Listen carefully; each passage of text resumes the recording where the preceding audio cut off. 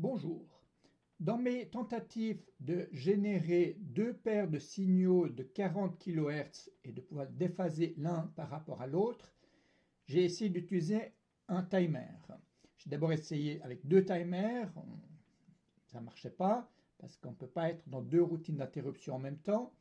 Ensuite, je me suis dit, bon, j'utilise un timer, je fais une transition, j'attends un tout petit peu, je fais l'autre transition et ça ne marchait pas.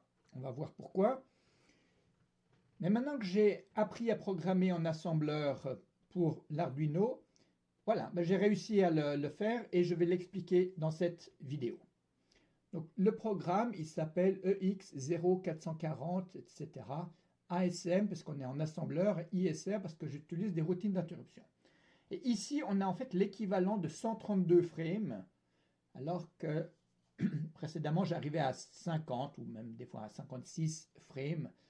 Donc, différentes possibilités de décalage d'un signal par rapport à l'autre. Ici, on arrive à 132, c'est essentiellement 400 divisé par 3, ou plus précisément, c'est 200 divisé par 3, on arrondit vers le bas, ce qui donne 66, et après on multiplie par 2. Alors, j'explique ici le programme. Donc, comme d'habitude, je suis dans le setup. Ici, je fais une interruption. Je dis que je veux une interruption tous les 200 cycles.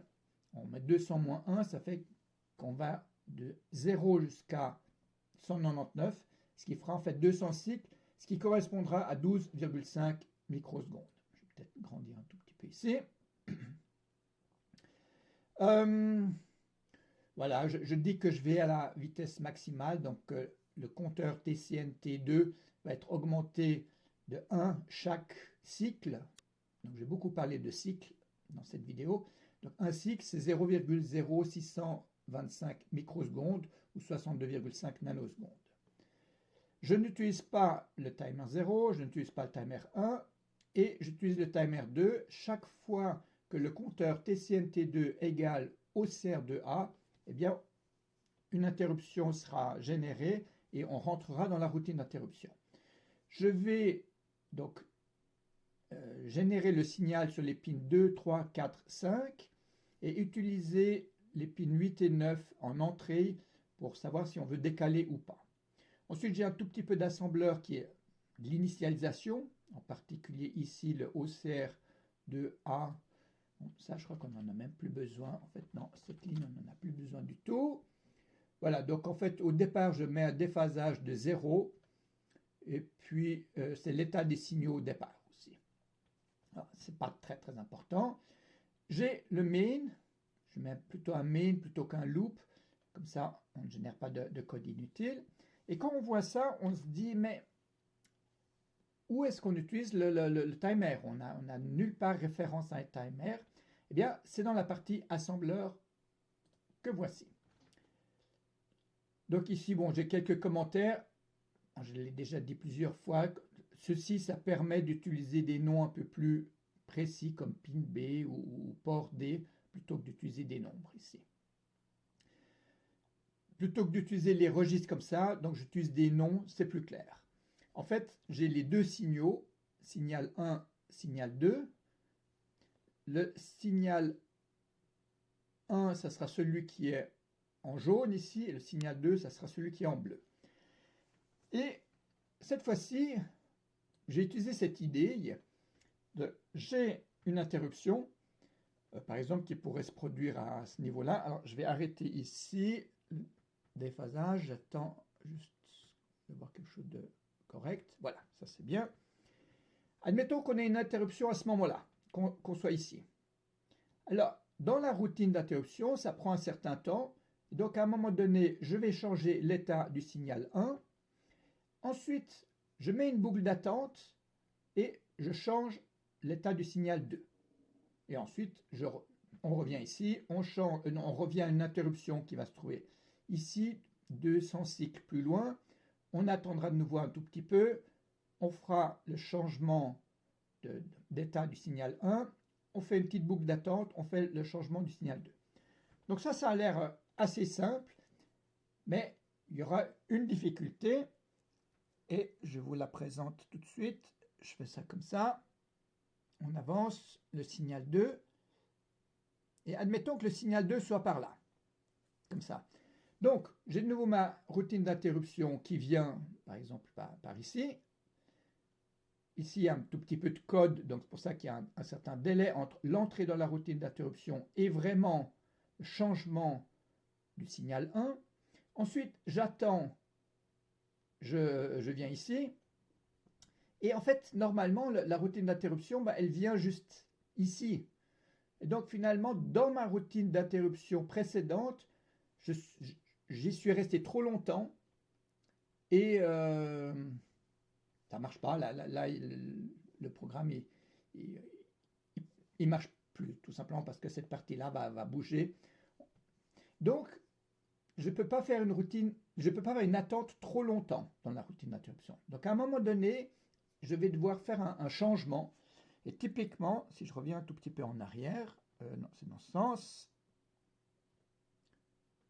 Typiquement, quand le deuxième signal se trouve un tout petit peu plus que la moitié de la demi-période ici, alors je ferai qu'une seule transition, celle-là. Donc j'ai l'interruption qui est là, j'attends un tout petit peu, mais ça c'est parce qu'il y a du code, c'est une attente fixe.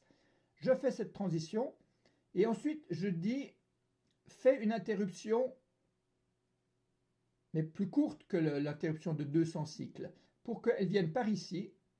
Et après, il y aura de nouveau un petit peu d'attente. Je fais cette transition, mais cette fois-ci, je ferai la transition du signal 2 en premier, et ensuite un petit peu d'attente et la transition du signal 1. Et donc, c'est délicat de passer de l'étape où je fais d'abord signal 1, ensuite signal 2, à une étape où je fais juste une fois que le signal 1, et après, ça sera signal 2, signal 1. Évidemment, après, il faut aussi gérer le cas dans l'autre sens, de passer de signal 2 à signal 1, qui est fait dans la routine d'interruption, à signal 1 puis signal 2. Voilà, c'est ce que je vais expliquer un tout petit peu par ici. Je n'ai pas tout expliqué en détail. Alors ici, j'ai un SI before et un SI after. Donc j'ai deux transitions dans ma routine d'interruption, généralement. Et ici, ça sera quels sont les états après la première transition. Et ici, quels seront les états après la deuxième transition. J'aurais pu appeler ici transition 1, transition 2. Voilà, autrement, de nouveau, je gère mes boutons. Et puis ici, c'est la phase, c'est quel est le déphasage qu'il va y avoir entre le signal 1 et le 2.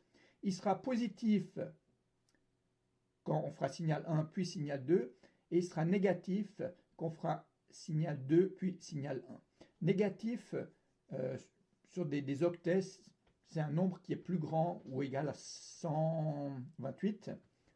Donc, moi j'écrirai de temps en temps dans le code 256 moins un certain nombre.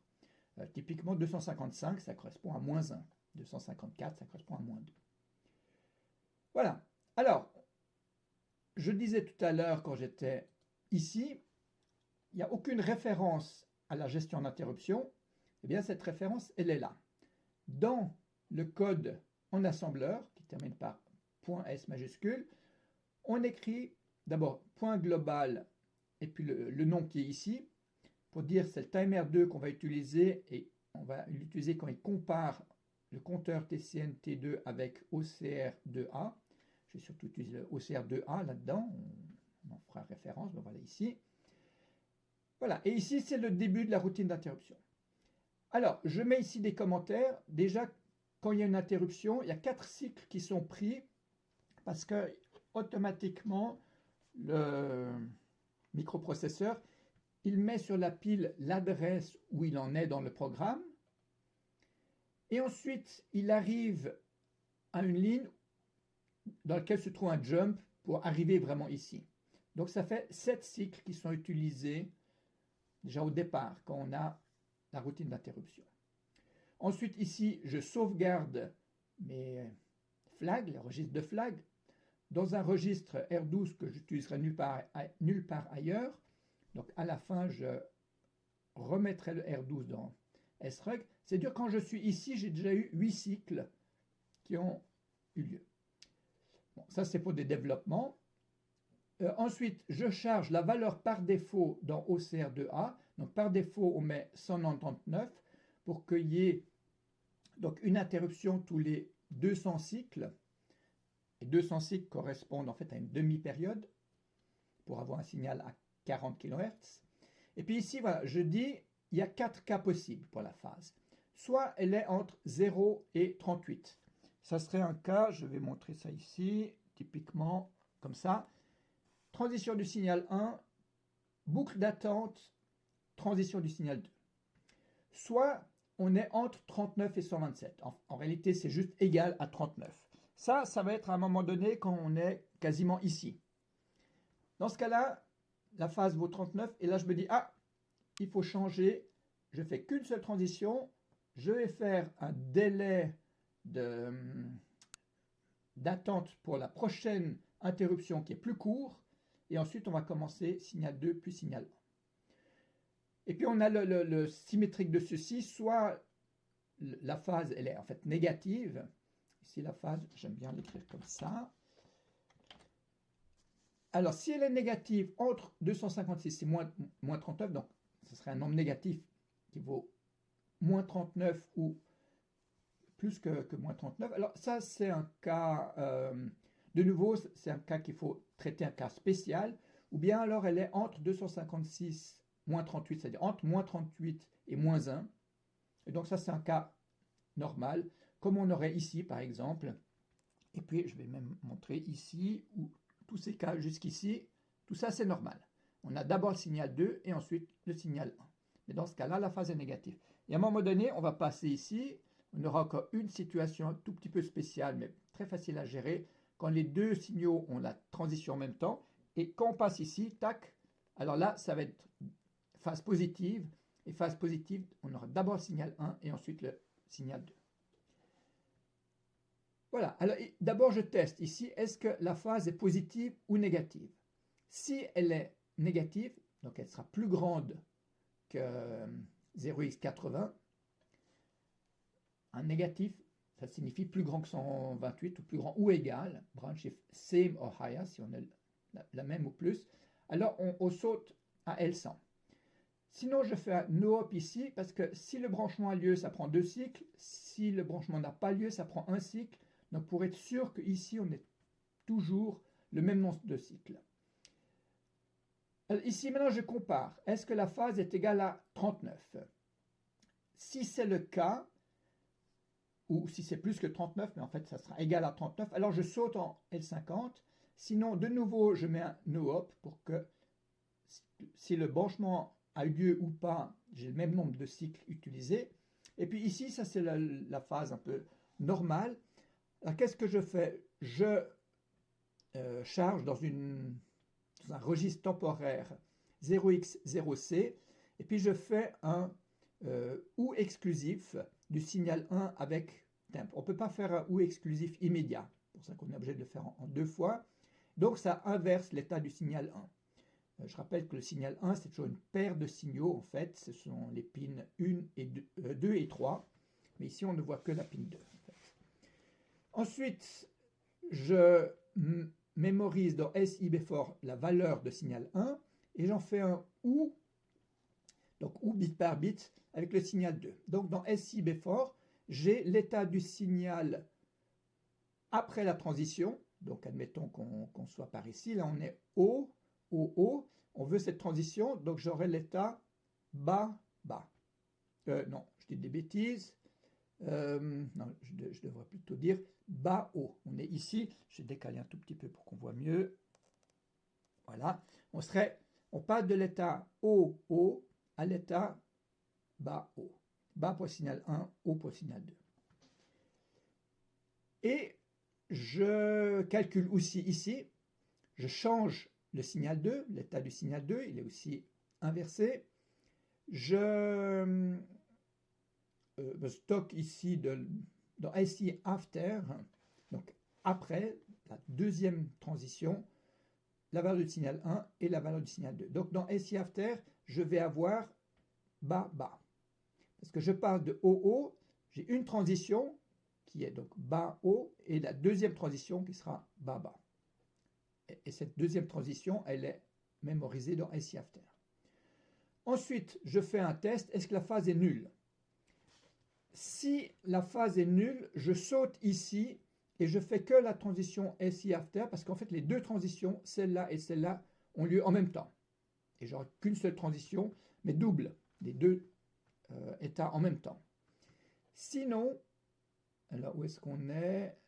Le saut ici. Sinon, alors je stocke dans une variable temporaire la valeur de phase et je change l'état, donc qui se trouve dans SI Before, je le mets dans port 2. Donc c'est ici où je fais vraiment le changement de là à là. Lui reste le même entre avant et après. Et ici, si on calcule depuis le début, on en est au 28e cycle, depuis le départ. Et ça sera important d'avoir 28 cycles, quels que soient les résultats des branchements qu'on aura fait. Ensuite, qu'est-ce que je fais? J'ai une boucle d'attente ici, et dans temp, on a mis phase. Donc ici, je décrémente temp jusqu'à ce qu'il soit égal à 0. S'il n'est pas égal à 0, on continue. Et donc, je fais une attente de 3 cycles fois la valeur de phase. Et ensuite, je change l'état du deuxième signal. Et donc, en fait, j'ai fait mon attente pour de là à là. Et après, je change le signal ici bleu. Il passe de là à là, qui est le deuxième signal. Et là, j'ai terminé. Je saute en 200. Maintenant, je montre le cas délicat. C'est si la phase égale 39. Donc, si on est juste à une transition. Alors, j'avance ici. Si on serait quelque chose comme ça. Donc là, en fait, on se dit, je ne peux pas faire un délai d'attente. Donc, je fais ma transition. Et ensuite, je vais changer la valeur de OCR2A pour que la prochaine interruption ait lieu plus tôt. Alors, c'est ce que je fais ici. D'abord, je change l'état du signal 1. Il n'y a que le signal 1 qui va changer, que celui-ci. De nouveau, je mets une combinaison de l'état des deux signaux. Celui qui a changé, le signal 1, et celui qui n'a pas changé, le signal 2, je le mets dans SI Before. Et puis, on voit ici, je ne peux pas le faire d'un seul coup. On ne peut pas accéder, faire un LDI au CR2A. Donc, je mets la valeur ici, 145 moins 128, et ça, je vais l'expliquer d'où elle vient tout à l'heure. Je le mets dans temp pour finalement le mettre dans OCR2A. Donc, on voit que OCR2A ici ne sera pas égal à 199 comme d'habitude, mais un tout petit peu moins pour que on ait l'interruption. On était une ici, et au lieu d'avoir une interruption ici, elle sera ici, en fait 28 cycles avant lui. On a vu que entre le moment où on rentre dans la routine d'interruption et le moment où on a vraiment un changement d'état, il y a 28 cycles. C'est les 28 cycles que je parlais ici, qui sont encore. Et ça sera partout on aura partout ces 28 cycles. Donc ici, j'ai un. Alors, je prépare, je mets ici, et maintenant aussi la phase, plutôt que de dire on est à 30, alors là ça serait 39, la phase serait de 39 ici, mais maintenant ça va changer, ça va être la phase de lui à lui. Et donc la phase de lui à lui, elle sera de 28, enfin, ou moins 28 plus précisément. Donc on a cette petite différence. Ensuite ici, il faut quelques NOA pour que le temps, le nombre de cycles corresponde à 28 cycles quand j'arrive à la transition ici du signal. Et ça, c'est la transition uniquement de ce signal-là. Mais celui-ci, cette transition se fera lors de l'entrée suivante dans la routine d'interruption, qui viendra par là. Et puis après, ben, on saute plus loin. Et ici, je ne vais pas expliquer, parce que c'est complètement similaire, mais c'est pour le passage de transition de lui à lui. Donc, signal 2, signal 1, au lieu de signal 1, signal 2. On peut juste voir ici que, de nouveau, je change l'état du signal 2, je le mémorise dans SI Before, parce que dans Before, cette fois-ci, ça sera le signal 2 qui transitera en premier.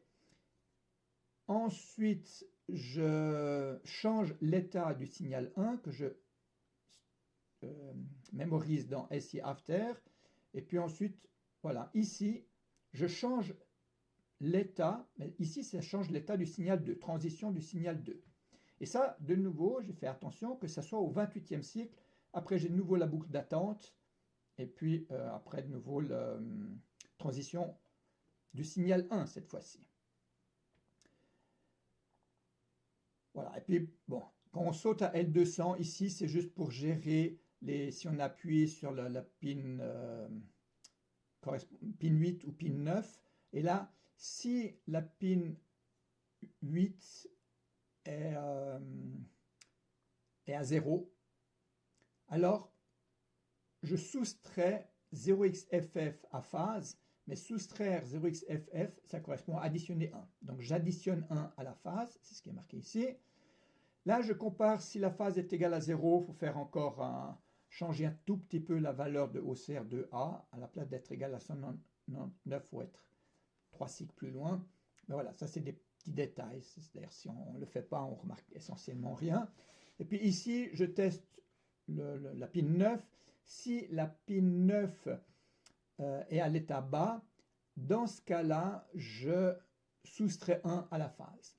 Et de nouveau, ici, si on passe de moins 1 à 0, si on a ou de 0 à moins 1, plus précisément, puisqu'on a soustrait 1 à la phase, si on passe de 0 à moins 1, alors il faut un tout petit peu changer la valeur de OCR2. Et puis ici, voilà, après on s'arrête. Et ici, on a au maximum 170 cycles.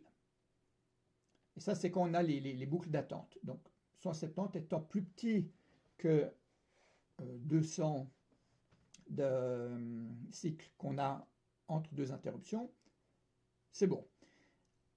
En langage C, on ne pourrait pas faire ça. Là, l'assembleur est vraiment essentiel. Cette vidéo étant un peu longue, je vais m'arrêter ici et dans la prochaine vidéo, je vais expliquer d'où viennent les nombres que l'on a vus ici. Voilà, quand on est dans le cas où la phase égale 39, donc on a changement d'ordre des transitions. Et ici, on a ce 145-28 qu'on va stocker dans OCR2A. Et puis, on a aussi ce 28 ici qu'on stocke dans la phase. En fait, le 28 qui est ici, c'est un hasard. Il n'a rien à voir avec le 28